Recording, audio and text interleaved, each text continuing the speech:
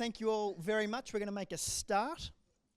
So firstly, thank you all very much for coming out on what is a little bit of a cold, drizzly, early winter's evening. I'd like to start by acknowledging and celebrating and paying my respects to the Ngunnawal and Ngambri people of the Canberra region and to all First Nations Australians on whose traditional lands we meet and work and whose cultures are amongst the oldest continuing cultures in human history, and particularly pay our respects to Ngunnawal and Ngambri elders past and present. And welcome you all to what is going to be an excellent panel discussion on trauma and care in research and engagement on Afghanistan. This is one of a series of public events that we're holding here as part of our celebrations of the 75th anniversary of the founding of the International Relations Department here at the ANU in 1949, for those of you who are not good at maths like me. This includes a series of public lectures, panel events like this, and we'll be holding a large and very exciting two-day symposium in mid-July, which is free and open to everyone to attend. All details are on the International Relations Department's and Coral Bell School's websites. But tonight's topic, as I said, is trauma and care in research and engagement on Afghanistan. So we'll be reflecting on the last few years post-August 2021, of course, when the Taliban retook control in Afghanistan, causing a humanitarian crisis with collapsing state institutions, severe restrictions on women's rights, mass civilian exodus, and even threats of genocide. Afghan academics here in Australia and allies, so people working on or in Afghanistan, were quick to mobilise, to raise awareness, to influence humanitarian aid and refugee policies, and even to try and help evacuate vulnerable individuals from Afghanistan. And what we're really interested in exploring tonight is how ongoing trauma affects these researchers and activists and those research networks, how it impacts their experiences, and how it shapes what we might think of as care-informed research and engagement, and perhaps advocacy, activism, activities and practices. So this is an extremely difficult problem to be dealing with. It'll be a difficult topic probably to discuss for some of our speakers, an extremely important topic to discuss, not just what's happening in Afghanistan, but how those who are trying to understand it, make sense of it, but also have some impact on the ground, perhaps from afar, handle these issues today. And we're really, really lucky tonight. We've got what can really only be described as a stellar lineup of speakers to help us through this. I'm going to give some quick introductions. I should have started with introducing myself to those who I haven't met. My name's Ben Zala. I work here in the International Relations Department, the one that's celebrating its birthday this year. And I'll be chairing tonight's discussion with our four excellent speakers. I'm going to introduce them in the order that they'll speak in. We'll begin with the smiling, happy face that you see behind me on the screen. Dr. Srinjoy Bose is a senior lecturer in politics and international relations at the University of New South Wales, Sydney, where his research covers political order and violence, international intervention, democratisation, and the political economy of state building and peace building in fragile and deeply divided states and societies. Some of Srinjoy's most recent publications have looked at things like racial biases and drone strikes, legitimacy in state building, and environmental sustainability in Afghanistan. Very importantly, Srinjoy holds a PhD from this very fine institution. Next will be Dr. Fakhunde Akbari, or Faru as she's better known around these parts, who is a postdoctoral research fellow at Monash University in Melbourne. Faru's research focuses on diplomatic actors and peace settlement negotiations with non-state armed groups. She's worked at places like the UN headquarters in New York and the Afghanistan Independent Human Rights Commission, also Afghanistan's Independent Directorate of Local Governance in Kabul. And some of her recent publications have looked at issues such as gender and ethnicity in Afghanistan, the Women, Peace and Security Agenda, and even proxy wars in South Asia. I should also note that Faru holds a PhD from this very fine institution. Next up will be Dr. Niamatullah Ibrahimi, who is a senior lecturer in international relations at La Trobe University. And I must say that makes me very happy as a graduate in international relations from La Trobe University myself. You as well. There we go. We've both did our undergraduate degrees at La Trobe. Now we're spruiking another university. I'm doing very well at this event already. Niamatoola's research interests include issues around political violence, peace building, nationalism and ethnic politics, and human rights and transitional justice. Again, his recent work has looked at issues around ethnic boundaries in Afghanistan, the interaction of rumour and violence in Afghan politics, and also the roles of external powers in Afghanistan, so the likes of the US and Iran. You'll be very surprised to know Niamatoola also holds a PhD from this very fine institution. And last but not least, a speaker who will be very well known to many of you, and of course is the reason for all these very fine PhDs from this very fine institution. Professor Bill Maley is an emeritus professor here in the Department of International Relations, here in the Bell School at the ANU. His research covers issues of modern diplomacy, Afghan politics, and also global refugee movements. Bill was the foundation director of the Asia Pacific College of Diplomacy here at the ANU. Before that, taught for many years at ADFA, the Defence Academy at UNSW. Bill is also a barrister of the High Court of Australia, Vice President of the Refugee Council of Australia, and in 2002 was appointed a member of the Order of Australia, and 2009 was elected a Fellow of the Academy of the Social Sciences in Australia. Some of Bill's most recent work has looked at Ukraine, Afghanistan, and failures of deterrence, the politics of diplomatic engagement with the Taliban, and of course the decline and fall of Republican Afghanistan, which is the title of a recent book available in all good bookstores. Unfortunately, Professor Maley is not a PhD graduate of this very fine institution, but that's because you can't supervise your own PhD project. So, I mean, you can try, but it's frowned upon these days, I hear. So, what we'll do is we'll move through our four panellists, and they'll speak for around sort of 6 to 8 minutes each, roughly. Then I'll pepper them with a couple of questions and have some discussion amongst the panellists, and then we'll open it up for a wider Q&A with the audience.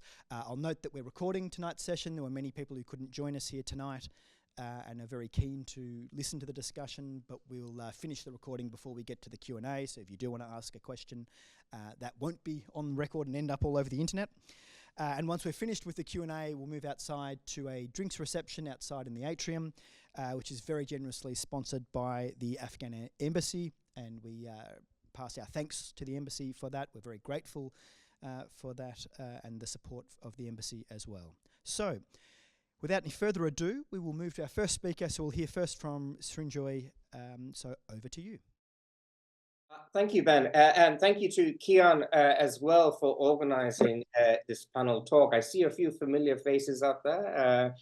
From right to left, I can see Timur Sharan, I can see Sarah Logan, Luke Glanville, who's a professorial lecturer I missed, but I've heard tremendous things about that lecture, and Benedict Costa. Well, it's good to virtually be back at the Bell School, I suppose.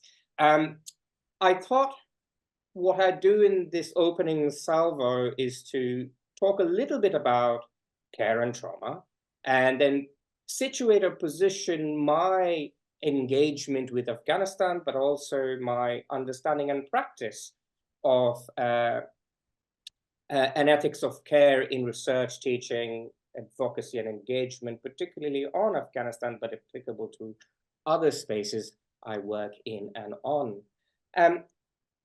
This entire panel, all of us, all four of us, and many in the audience, have been deeply engaged in efforts to influence humanitarian aid access, government policy in terms of increasing refugee intakes, and involved in evacuating the vulnerable and at-risk Afghans out of Afghanistan immediately after the fall of Afghanistan in August 2021.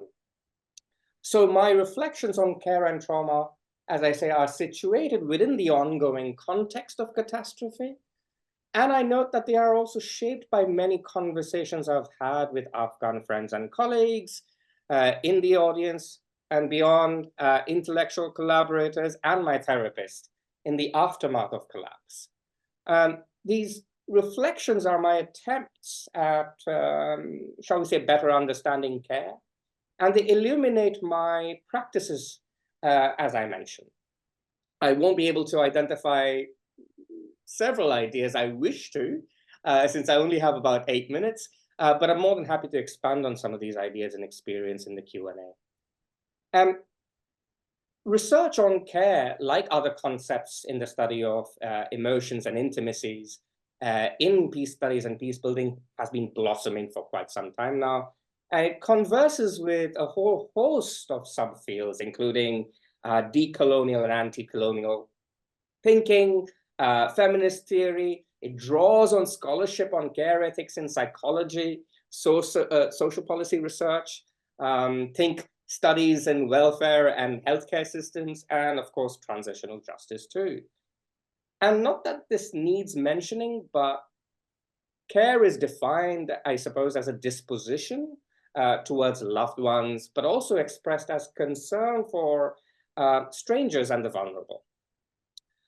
This suggests both interest and responsibility for their well-being. And beyond personal relationships, care is also used to evaluate our social practices and political institutions. Is our intervention policy or refugee policy caring enough? Does care add texture and depth to decision-making in policy? I'm reminded of the work, the excellent work that's being done by many scholars in this space, but particularly that of Roxani Cristalli at St. Andrews University, whose writings many of you may be familiar with. And Roxani talks about reimagining the study of peace and peace building by contributing to repairing the world in the wake of violence and loss. Why? Because care is central in understanding how individuals and communities carry on with life during conflict and after it, but also because care exists alongside experiences of survival and suffering. And so drawing on this, one of the reasons all of us thought of this panel was to show and discuss why care is three things. First, care as both emotion and labor is a political force. Number two, it is central to the work we do in research, teaching, and advocacy.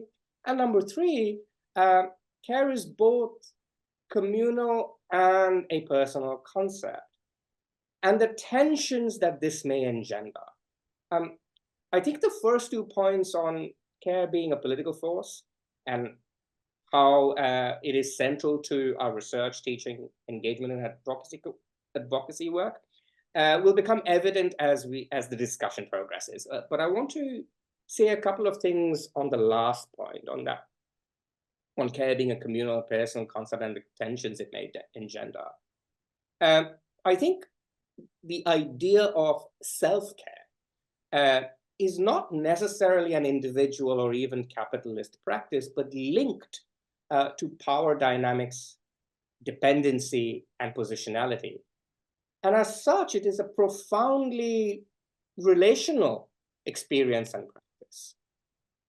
Let me explain what I mean. I'll turn to the Afghanistan context to position this conversation and engagement with care.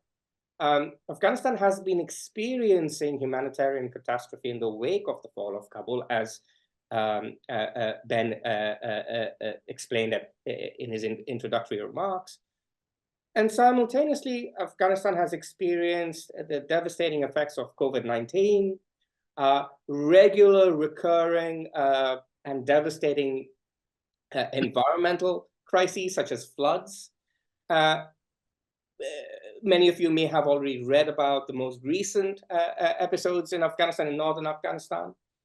In addition, there is this danger of politicide in Afghanistan. And it was within this context that the four of us and others in the audience, I know Bina was involved, I know Timur was involved, and others, along with scores of other Afghans and non-Afghans working in and on Afghanistan in academia, mobilized, right? We spent days, weeks, and months from August 21 to early 22 on the phone, coordinating and compiling names of individuals and families, academics, journalists, government officials, interpreters and translators, women judges, women sportspersons, providing support and resources to enable urgent evacuation.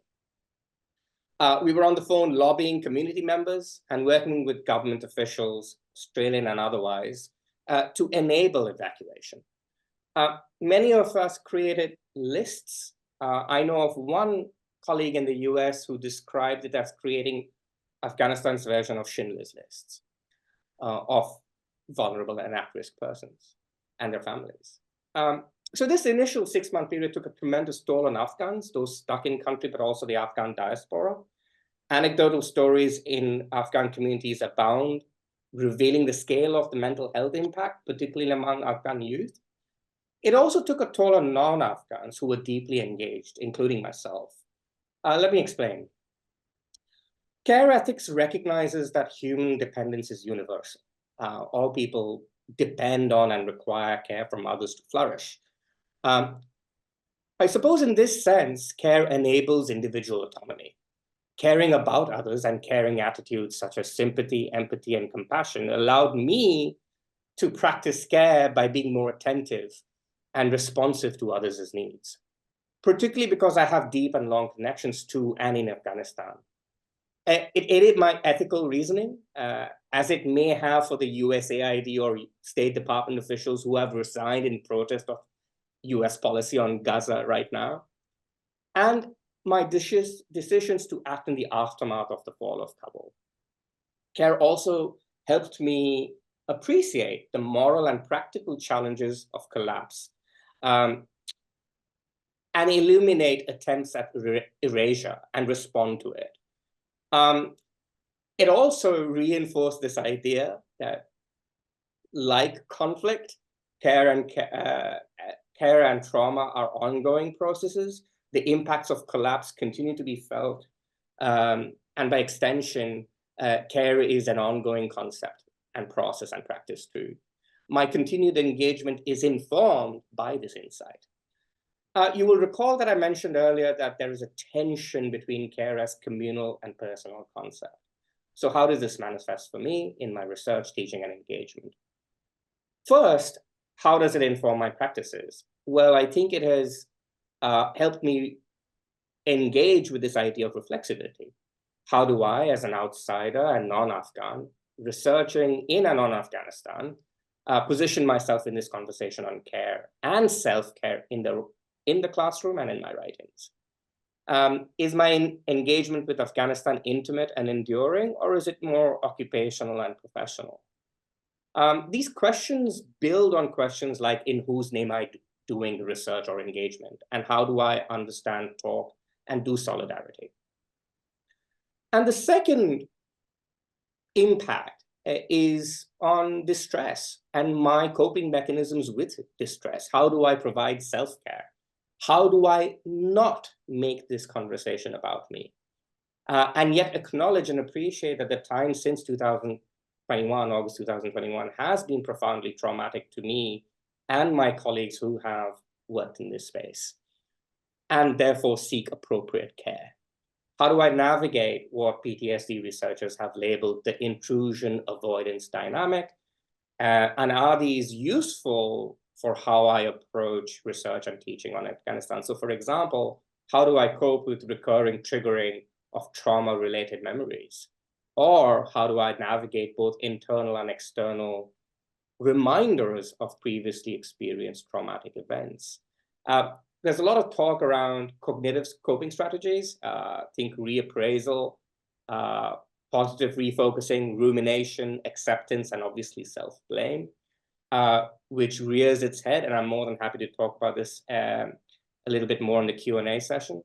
And the last point I want to make is my engagement with care, much like conflict or researching conflict, is culturally mediated. Particularly in a context like Afghanistan, but also for South Asians such as myself, where asking for help and assistance doesn't come easily. There are certain cultural markers around asking for assistance. So how do I, in addition to not making this about myself, ask for that necessary help to navigate issues of trauma around around my engagement and research on Afghanistan.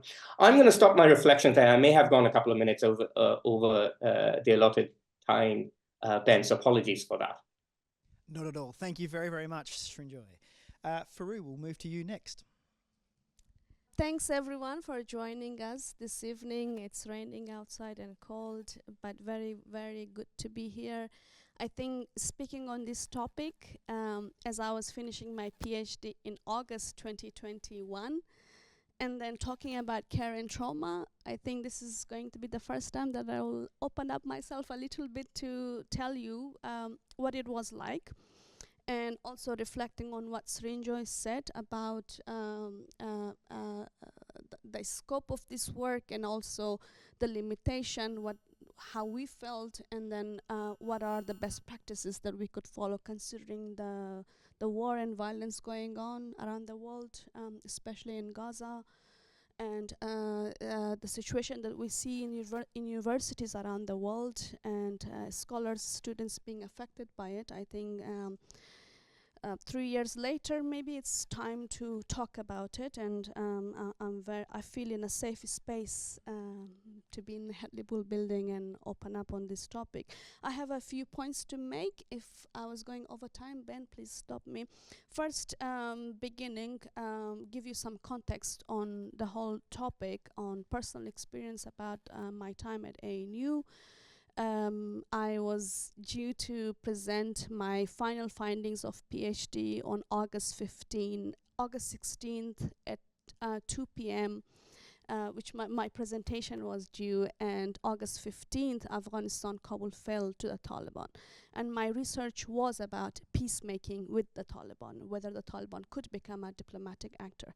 Thankfully, I knew them, and nothing much changed from my PhD findings, but it was a very critical moment in two senses for me. One, about my own research, my hope as a young Afghan living in Australia, and my hope to return to my country and contribute in peacemaking, and this whole potentials that was there for peacemaking fell apart. But at the same time, confirming what I have been trying to find out in my work, that the Taliban as an actor of diplomacy, that you could make peace with them, which the final takeover was a military takeover. And on the other hand, it was the multi-crisis. Srinjoy described it as the many catastrophes and we knew the time that Kabul fell, that it's going to be a multi-crisis. It's not just going to be political, it's going to be humanitarian. Is there going to be politicide? Is there going to be genocide? A humanitarian crisis, human rights crisis. And for me, following the situation closely, and especially the hope that the Afghans held in terms of making peace with the Taliban, is where I myself was under a lot of pressure to sort of answer this question, first for myself, but also for people that knew me or knew about my research, and asking that where are we going, what's going to happen. I remember the weekend as I was also preparing for my presentation for my final finding, and also watching closely how the collapse was happening in the country. As expected, as soon as they entered Kabul, there was visualization of restriction on women, and the very first images that we saw that emerged from Kabul was white or black paints on the walls that was covering women's face and bodies, be it like a billboard or beauty salons or hair salons or whatever. And then we did not know what was following. Of course, I have family, friends, and community and people there, and at the same time the evacuation is started, and we were trying to sort of the 24-hour that you had in a day, where to dedicate this. And I think But I had, of course, I had a lot of support from my supervisor, Professor Meili, who's here, and also colleagues from Bell School that was supporting me in this process. But it was so many things happening within a very short period of time.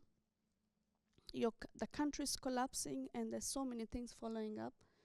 And then also my own obligation as a researcher, while I did had an option to withdraw or present later or whatever, but it was a key moment. It was very real for me, and I decided to go ahead and present my finding on Monday afternoon of 16th of August, whatever it was. I said I will go ahead. And the hardest 24 or 48 hours of that time was me receiving certificates of education by girls from my family and friends who were sending me the digital copy before they were burning them in their gardens as the Taliban were taking over the capital. Because we did not know exactly, none of us knew how this will unfold.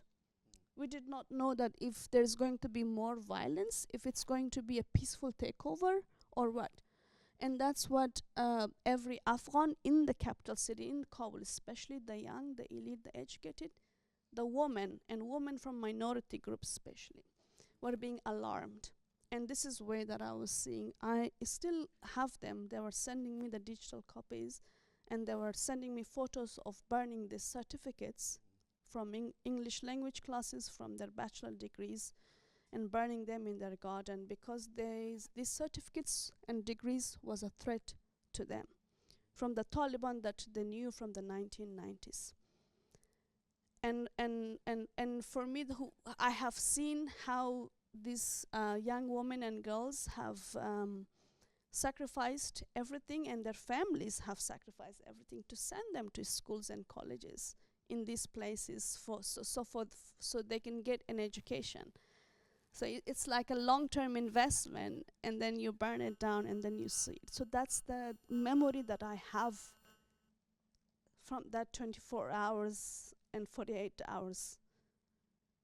And it's something that I can, it puts me on tears.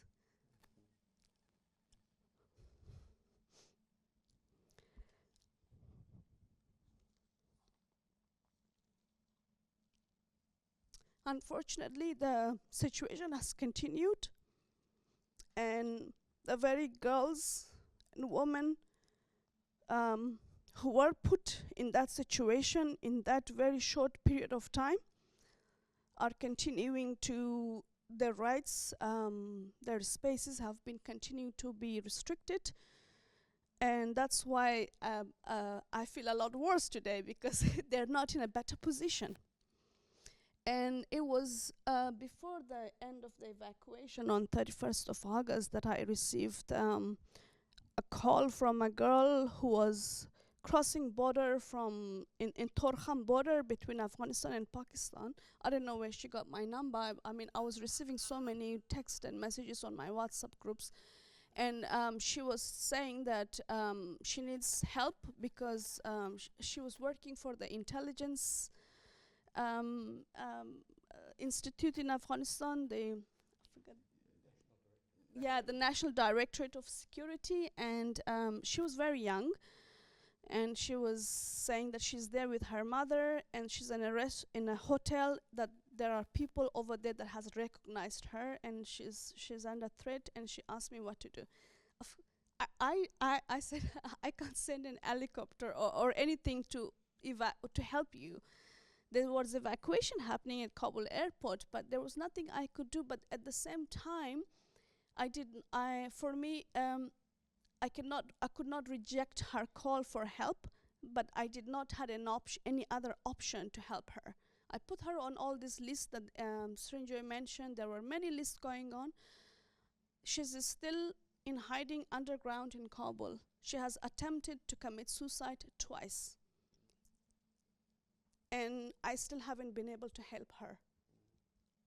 And this is where we are 3 years later. And this point takes me to that situation like this brings us to a multi-crisis, that there are so many things happening in so many levels, in so many parallels, that that we cannot,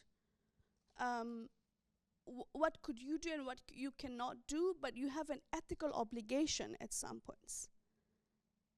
Here, yeah, I can say, oh, I'm a researcher, I can only write your story, but you can go and die, right?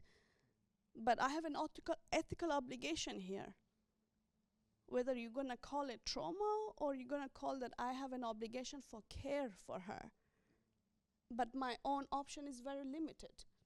And what I can really do for her is another thing, and something that our hands has been tied, and that's because that the global attention have changed from Afghanistan, and this has put us in a lot more difficult situation, that it's cases like that we do not have time for care for ourselves, because it's people on the ground that we are engaging on daily basis, friends, family, and or people very unknown. Like that girl has affected me much more than my entire family or my entire circle of friends. If anything happened to her, I would somehow feel responsible, because I was her first point of contact. And that's the thing, that unfortunately the situation in Afghanistan, and then followed by the Ukraine war, and then the Gaza now, we never had time to heal ourselves. You know, I haven't had the time to process it myself, because there's always this urgency that there's something worse happening on the ground and you can do something. Final point, something that I have been able to cope and help and sort of in a way like a care work for me was I am leading an NGO work inside Afghanistan. It's called Organization for Development Solutions, and we are providing essential services to widow women in northern Afghanistan, central Afghanistan, and in Kabul. And in our work, we work especially with survivors of suicide bombings in Dasht-e-Barchi, in west of Kabul, and widow women who are the primary caregiver and of their household. And we try to do provide employment, provide literacy classes, English classes, and most of these people come from vulnerable communities. And unfortunately from, I think it was December 2022, that we could not operate on the ground after the Taliban decree that banned women from working for NGOs. So we've been working underground. And we are these women's, whatever we could do, their weave rags, they send it to us, we sell it here, and we send them money to employ them. And also we provide psychological psychology therapy for them, so that way just to provide some kind of care, but at the same time provide employment and literacy for them. This work, very far from my research, but has given me a lot of sense of satisfaction in terms of I could do something little that could help people that are very needed. Thank you. Sorry. Thank you, Farouk, very, very much, and thank you for such honest reflections and sharing up with all of us. Nima, to you. Good evening, everyone. It is really a great pleasure to be back at head level, see so many old friends in the audience and meet new friends here, and discuss this really important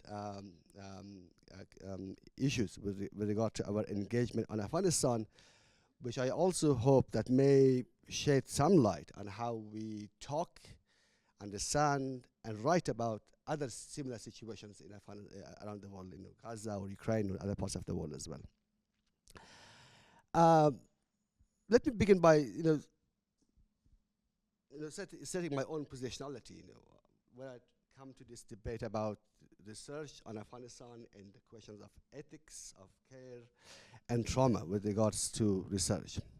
I'm someone who was born and raised in Afghanistan, and also worked in Afghanistan until 2013 when I came here to start my PhD, and also one of the members of the younger generation of Afghanistan at that time, who also supported the international intervention, hoping that that intervention would also bring peace, stability, and for some of us, democracy in Afghanistan.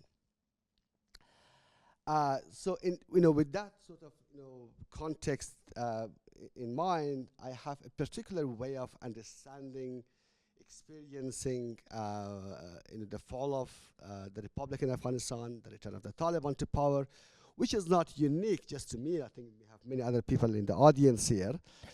I think over the next few minutes, I would like to make maybe a few general points. But before I go into details of the point, I think just in terms of a general statement, how we, as researchers of situations such as Afghanistan, we, deal with trauma. I think there are three different ways where we have a connection with trauma. I think first, which is also quite commonly recognized in the literature, is that those of us who are studying violence, terrorism, instability, and suffering of people, we also get exposed to a lot of trauma. And hence there is a greater emphasis now on the need for care, self-care within community of scholars and researchers of violent conflict or peace. And then I would also like to add that we also, as researchers, educators or teachers, we may also be neutral, take that position. We are just observing trauma. We are not experiencing it. I think this is often a position with which we are not very familiar. And the third sort of relationship I think we might have is, as researchers, as a group of people who may cause trauma and traumatize other people by the way we act, write, and speak about situations. And I think if you look at the situation in Afghanistan over the past several decades, we have seen that kind of research which does more harm than good and can also cause trauma or aggravate existing trauma in those kind of situations. So let me elaborate, these points by looking at two different general points I would like to make. One is looking at the general political economy of research and knowledge production in Afghanistan, and second, our own position or positionalities or the position we would like to take as researchers within that sort of environment which has created the political economy of international intervention, colonialism and colonial knowledge and cliches about countries such as Afghanistan. So with regards to the political economy of knowledge production, as we know, Afghanistan is a country which has been occasionally, periodically, the subject of very intense international attention, often driven by the fact that Afghanistan was, caught in some sort of international geopolitical rivalries, let us say the great game of the 19th century, the 1980s Soviet intervention in Afghanistan, but also the US-led intervention after 2001. So within that sort of context, we have also seen an immense body of writing, depending on whether you call all of it knowledge, is being produced on the country. Between the period I observed between 2001 and 2021, there were immense funding and resources allocated to researching Afghanistan, understanding Afghanistan. But that sort of political economy also produced a tendency for a particular way of understanding Afghanistan, asking the right questions, and also looking for particular kind of data here. So here I think I would like to quote Hamid Dabashi, in a recent book, who has been very critical of that kind of knowledge. He says, this is fast knowledge produced on the model of fast food with plastic cups, plastic knives, plastic forks, bad nutrition, and false satisfaction. So I think we have seen similar type of knowledge being produced not only about Afghanistan, but also about Iraq, other countries which has found itself under similar sort of condition of international intervention, where policy-driven agendas have created that sort of push for what, again, what she calls disposable knowledge, where, like fast food, you produce it and then dispose of it. You move on to the next sort of topic. And of course, that doesn't mean I'm talking about the general, a particular type of research industry. I'm not being critical of, social science research that has been going on in Afghanistan, at least since the 1960s and 50s. People have been, interested in Afghanistan. They have learned the language and culture, and they have been interested in Afghanistan despite the rise and fall of international interest in Afghanistan. So now, how that sort of political environment, political economy shape our positionality, the position we take with regard to research on Afghanistan. One is obviously, political science, international relations. There is this long-held tradition of researchers being advised to be sort of neutral, objective, not subjective, and take a distance, be detached, observe, and write neutrally, right? And then I think a more sort of critical line of scholarship and writing has emerged recently, where we think we cannot be completely detached. First, practically it is impossible from writing and speaking about this kind of situations without us having a role, an impact on the sort of environment in which we write. And then in that also bring again the sort of question of ethics of care, trauma, and responsibilities we have as researchers towards the countries, communities, and individuals who are our research collaborators, research participants, and sometimes, the broader countries and communities who become the object and the subject of our research in those kind of environments.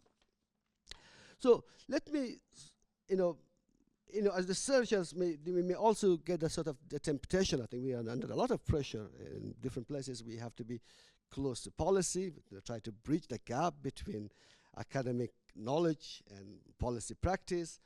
And often I think in a situation like Afghanistan, we also see the dangers of that sort of attempts to bridge the divide between policy and practice, because policies are driven by their own particular logic and circumstances and dynamics, which are often beyond our control and our ability even to imagine, what kind of direction those sort of policy debates might take. So I think, do I have some more time? Okay, very briefly. So now, how do we, as researchers, now talk about groups such as the Taliban or regime change in the country?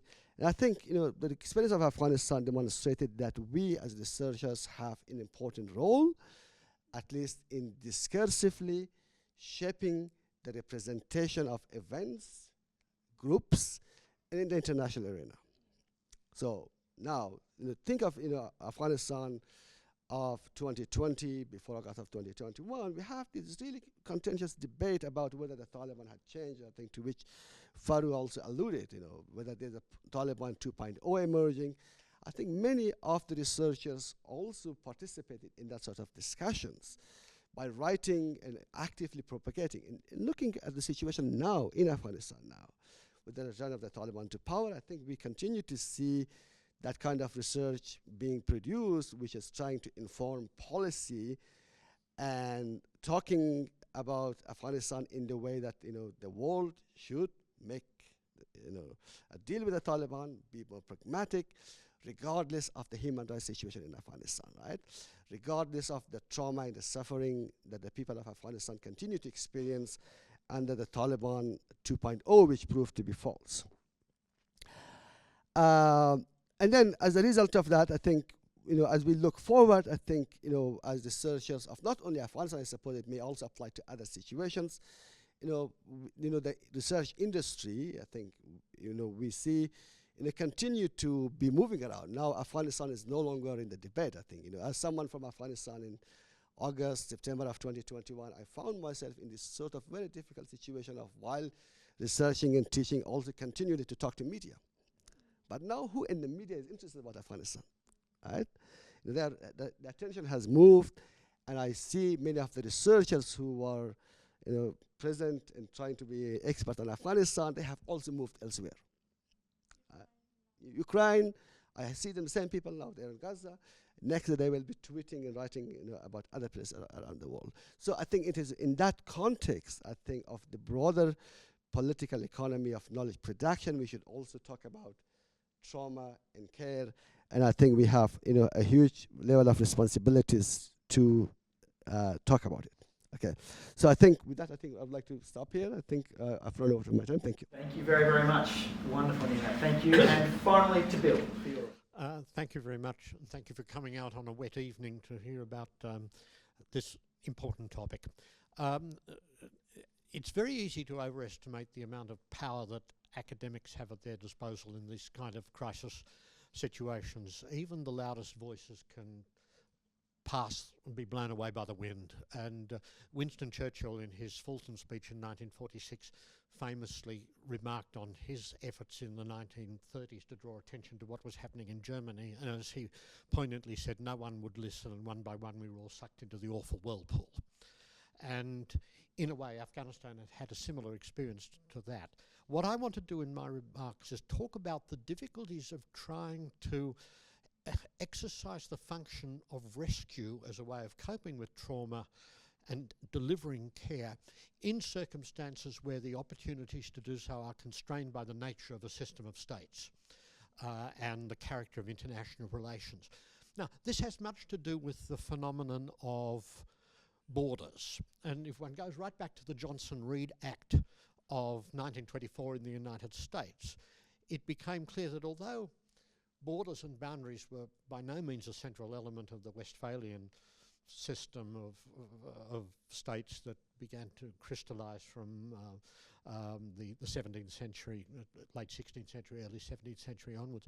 Nonetheless, in the aftermath of the First World War, states had become very preoccupied with exercising control over movements of people, even if there were individuals within those states that had very strong cases for trying to deliver some rescue to people who were in vulnerable circumstances. This was often in the form of quotas to ration the kind of compassion that states might display. And there's a very famous example. I want to quote a couple of lines to you here that set out in a book called Berlin Embassy by William Russell, who was a locally employed, although American, staffer of the US Embassy in Berlin in the late 1930s. And he described the following episode. A small woman dressed in black and wearing thick black spectacles moved forward to the desk. My husband is in the concentration camp at Dachau, she said simply in a low voice. Tell me what I can do to get him out. What's his registration number, Joe? One of the officials said. 8,410 Polish quota, the woman said. I'm sorry, Joe answered sympathetically. There are thousands of applicants registered before your husband. He has at least 8 years to wait. When I first read that, it reminded me of the way in which bureaucratic procedures can actually kill. And that is one of the lessons, I think, that flows from multiple circumstances where emergency evacuations have been necessary. Very often process is the enemy of an organic response to challenges that arise because of unexpected circumstances. Now, it wasn't just in Berlin that this happened. There was a very famous case in 1939 of a vessel that set out from Europe called the St. Louis. This was called the Voyage of the Damned, and it had about 800 people of Jewish background on board, whom Captain Schroeder of the St. Louis was trying to beach in a safe place in the New World. And he got within sight of Miami, but he was not permitted to disembark any of his passengers, and the official statement of the US State Department was the German refugees must await their turn before they may be admissible to the United States.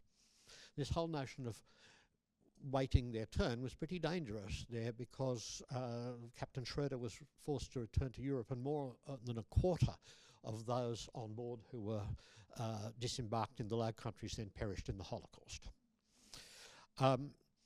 Now, this stands in stark contrast to what individuals historically have done. There's a wonderful example that not many people remember these days, of a man called Varian Fry, who was sent from New York for the European Rescue Committee to southern France after Paris had been taken over by the German invasion. And he, together with Professor Albert Hirschman, who went on to be a very eminent economist at Princeton in the 60s and 70s, were involved in smuggling people out. And they got some extraordinarily eminent victims of Nazism into Spain and then Portugal and then out to the New World. People like Leon Feuchtwanger and Hannah Arendt and people of that sort. But his approach was not welcomed by the government of his own country. The United States actually established diplomatic relations with the Vichy regime, the puppet regime that was in place in France, and it was in fact the Vichy regime which severed diplomatic relations with the United States on the 8th of November 1942, nearly a year after the Pearl Harbor attacks. And the official statement of the United States State Department, and I quote, "This government cannot countenance the activities reported of Mr. Fry and other persons in their efforts in evading the laws of countries with which the United States maintains friendly relations." In this case, Vichy France. And I think the lesson that flows from this is that very often the burden for trying to assist people in extremely vulnerable circumstances is taken up not by political leaderships but by individuals.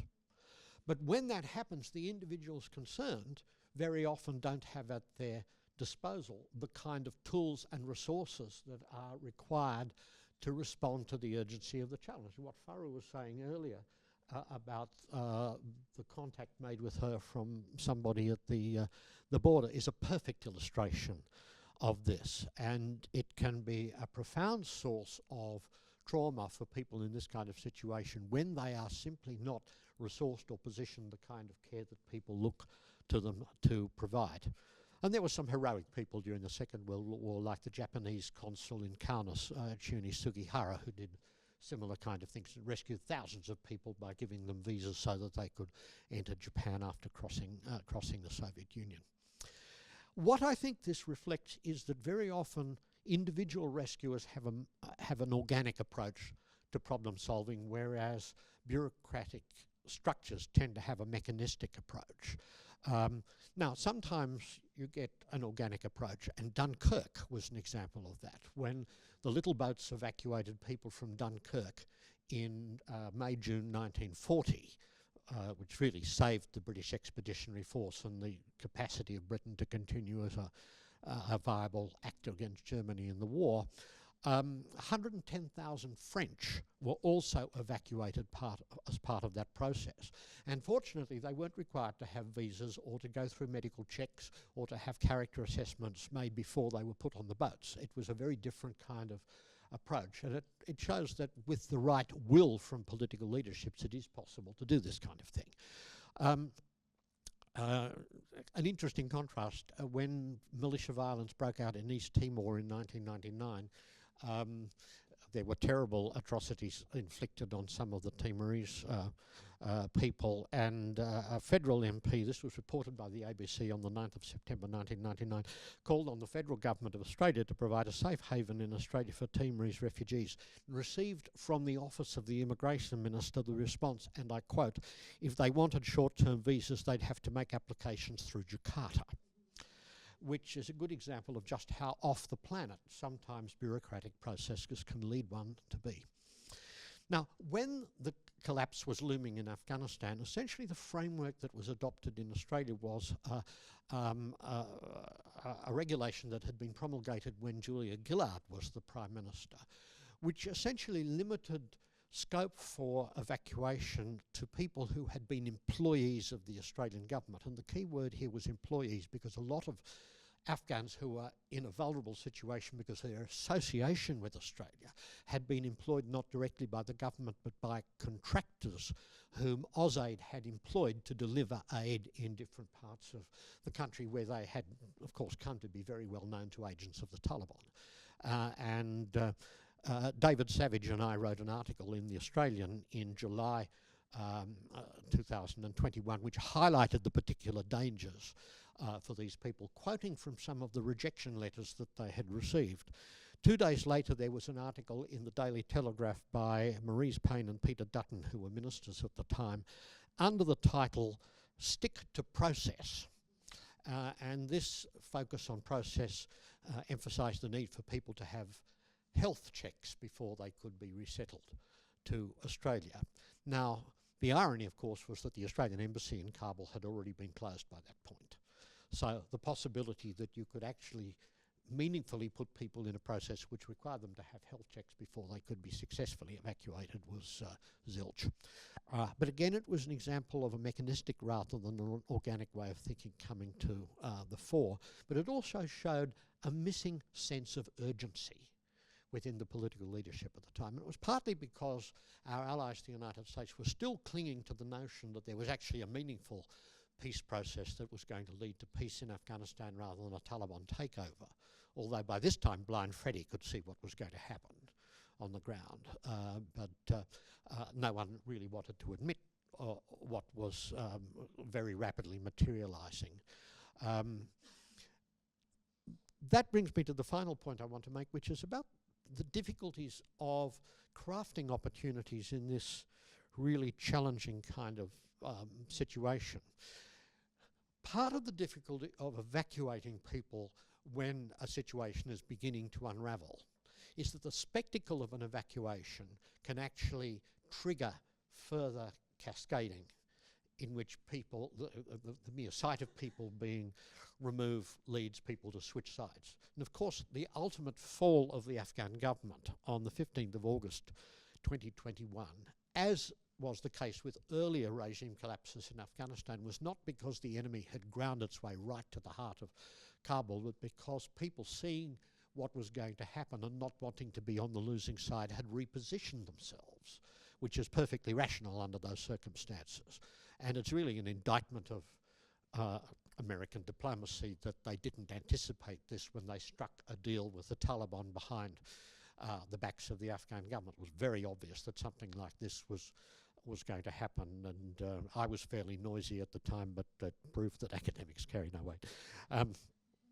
Now, we had some discussions here at the ANU. Professor Susan Harris-Rimmer, now of Griffith University, Professor John Blaxland and I sat down, and we were very much aware that a mass evacuation could have a very detrimental effect. So we actually came up with an idea that we shared with people in the Foreign Affairs Department, which was that the Australian Embassy in Kabul should be asked to compile a list of everybody they could think of who would be likely to be vulnerable by virtue of their association with Australia in the past over the previous 2 decades. Make contact with them and inform them that the Australian government was interested as a goodwill gesture in providing people with such contacts with the opportunity to apply for a multiple-year, multiple-entry visa by which they and their families could routinely and regularly visit Australia. The notion was this would not be, as it were, packaged as an evacuation, but it would mean that the embassy, by getting responses to such an email, would have on hand a comprehensive and reliable list of people's up-to-date contact information. So if an emergency evacuation became inevitable, it would be possible to swing into action drawing on that kind of material. People, of course, were already beginning to some degree to put these kind of lists together anyway as they saw what was going to happen. But then the embassy was closed at the end of May, and that aborted the possibility of moving in that particular fashion. And at the level of the top political leadership, complacency persisted, and it was very obvious in this Stick to Process article by 2 ministers in mid-July. Now, some people, and one of the worst offenders in this respect was an American academic called Cheryl Benner, thought that the whole notion of evacuating people from Afghanistan was a panic anyway, and she accused the United States, as it evacuated people, of running what she called an ethnic cleansing project, taking away the Hindus and Sikhs who have historically been part of that country.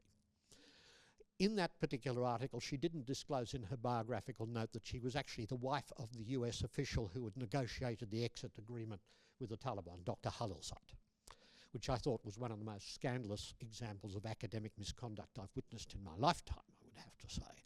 But it also showed that she had not the faintest understanding of ethnic cleansing, which is accomplished by violent pressure on people to leave, not by providing vulnerable groups with the opportunity to be evacuated. But in the long run, of course, what resulted was a great deal of survivor guilt.